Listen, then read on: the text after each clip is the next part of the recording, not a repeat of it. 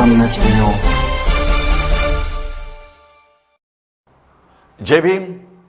मी विजय निलंगेकर सम्यक न्यूज लाईव्हच्या या विशेष बातमीपत्रामध्ये आपलं स्वागत करतो. पाहूयात आजच्या सम्यक घडामोडी.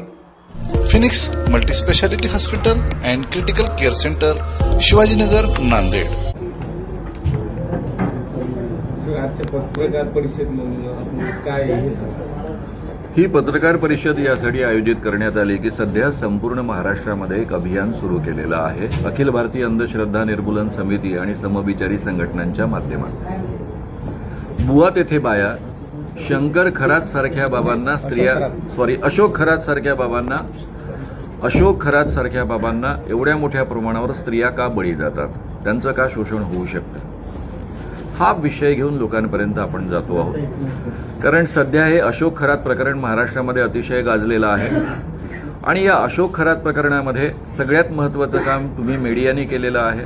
लोकांपर्यंत हा विषय अतिशय उत्तम पद्धतीनं पोचवलेला आहे. त्यामुळे लोकांच्या मनामध्ये अतिशय मोठ्या प्रमाणावर एका बाजूने उत्सुकता आहे आणि दुसऱ्या बाजूने त्यांच्या मनामध्ये अनेक प्रश्न निर्माण झालेले आहेत की एवढ्या मोठ्या संख्येनं स्त्रियांचा कसा काय बळी जाऊ शकतो किंवा त्यांचं शोषण कसं काय होऊ शकतं. कारण हा आकडा पोलिसांनी जाहीर केलेला 100 आहे, पण पोलिसांनीच जाहीर केलेला जर 100चा आकडा असेल तर बाकी केवढा मोठा आकडा असेल याचा आपल्याला अंदाज येऊ शकेल. अनेकांचा दावा 1000पेक्षा अधिक स्त्रियांचं अशा पद्धतीनं शोषण झालं याही पद्धतीचा आहे.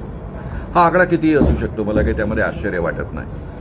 तर हे जे आपल्या देशामध्ये घडतं आहे, महाराष्ट्रामध्ये घडतं आहे, हे का घडतं आहे, कसं घडतं आहे. अशोक खरातला आपण भोंदू म्हणतो, पण भोंदू म्हणण्याची गरज आहे का. जो बाबा स्वतःला म्हणवतो तो भोंदूच असतो. कारण जो स्वतःमध्ये दैवी शक्ती आहे असा आभास निर्माण करतो, इतरांचे प्रश्न मी सोडवू शकतो या पद्धतीचा आभास निर्माण करतो, देव त्याच्यावर प्रसन्न आहे आणि तो देवाची कृपा मिळवून देऊ शकतो असा आभास निर्माण करतो, अशी सारीच्या सारी माणसं ही बदमाशच असतात. म्हणजे जो स्वतःला अशा पद्धतीनं बाबा म्हणवतो तो बदमाश असतो, ठग असतो, लोकांना फसवणारा असतो, लोकांचं शोषण करणारा असतो. त्यामुळे भोंदू खरात सारखा बाबा हा एकच आहे का की या पद्धतीचे अनेक बाबा आहेत. मी स्वतः अनेक बाबांना एक्सपोज केलेलं आहे आतापर्यंत. ते सगळं लोकांपर्यंत मी पोहोचवतो. त्याच्या मागचे कारण मीमांसा काय हे लोकांना समजावून सांगतो. धीरेंद्रकृष्ण महाराज अलीकडच्या काळामध्ये पुन्हा नागपूर महाराष्ट्रामध्ये आले होते.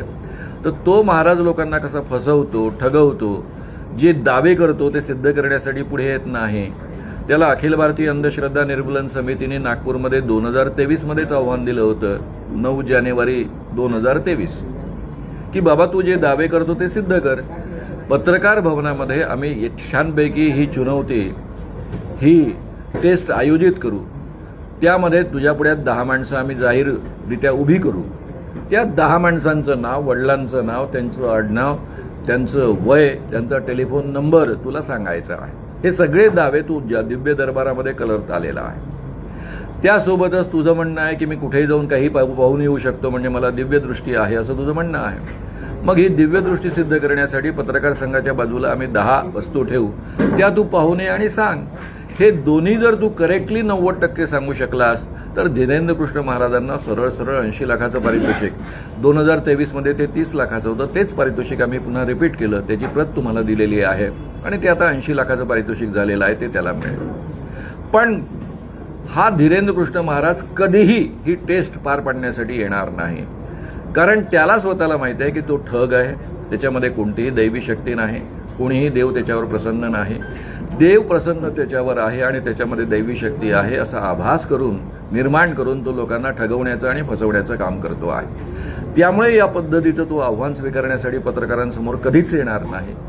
ज्या दिवशी येईल त्या दिवशी पूर्णतः तो संपून जाईल, कारण त्याला काहीच सांगता येणार नाही.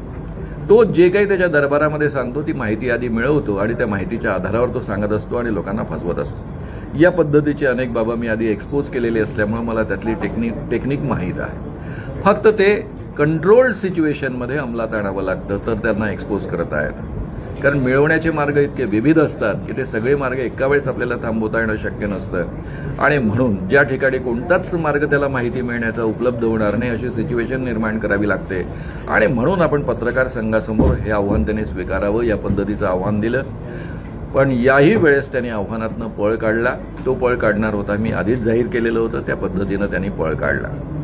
पण देवेंद्र फडणवीस महाराष्ट्राचे मुख्यमंत्री आणि गृहमंत्री अशा ठग बाबाच्या पायावर डोकं ठेवतात, त्याचा आशीर्वाद घेतात आणि एवढंच नव्हे तर त्याच्यासोबत स्टेज शेअर करतात आणि ते स्टेज शेअर करत असताना हा धीरेंद्र कृष्ण महाराज तोंडातील ते बरळतो, शिवाजी महाराजांबद्दल वाटेल ते अत्यंत अपमानास्पद शब्द काढतो आणि तरीही देवेंद्र फडणवीस त्याची साथ सोडत नाही, कारण त्यांनाही हे सगळं हवं आहे. या पद्धतीच्या अंधश्रद्धा महाराष्ट्रामध्ये वाढवणं त्यांना चालतं असा त्याचा अर्थ आहे.